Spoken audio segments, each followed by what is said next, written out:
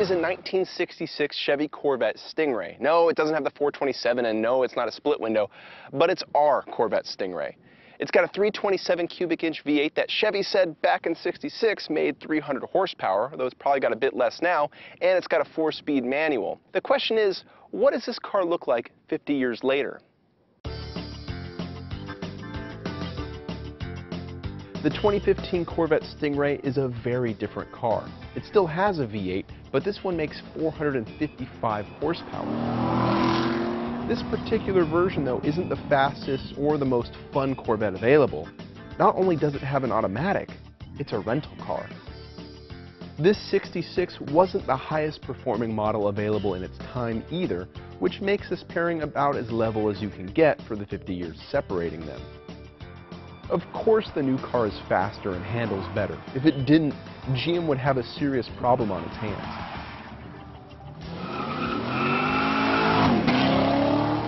The new Corvette gets to the quarter mile 4 seconds faster.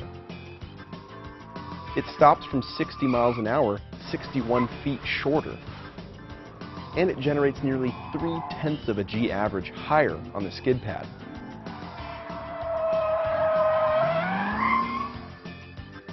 The difference continues at Streets of Willow, where the new Corvette laps 17 seconds faster than the old one. The new Corvette. I'm in track mode. I have stability control off, and we are in the 8-speed automatic.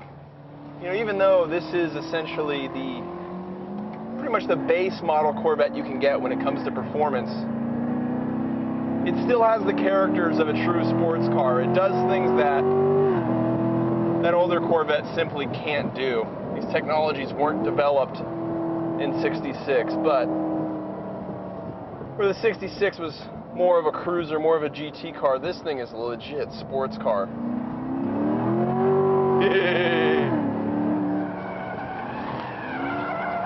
What you have is a lot of grip from these Michelin tires. You've got a very communicative steering system. You've got a wonderful V8 soundtrack behind you.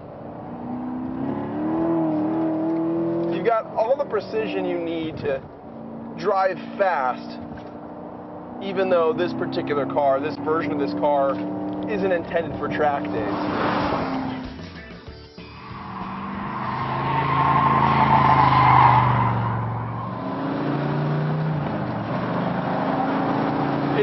It's an experience driving this thing fast. It's an absolute experience. You're not really going that fast.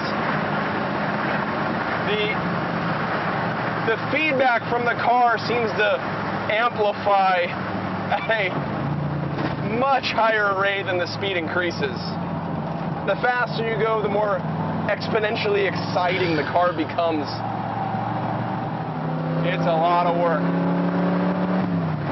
But oh man, is it worth it? There's a satisfaction here. Yay, bias flies. Little corrections all over the place are required. Oh, but I don't care. I'm enjoying it.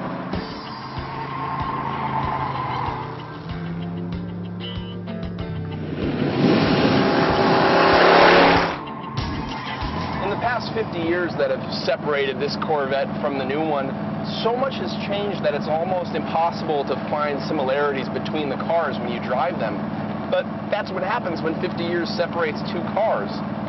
And it's cool that this Corvette and the new Corvette exist, because not many cars can claim to have a history like this one does. And we can be thankful for it.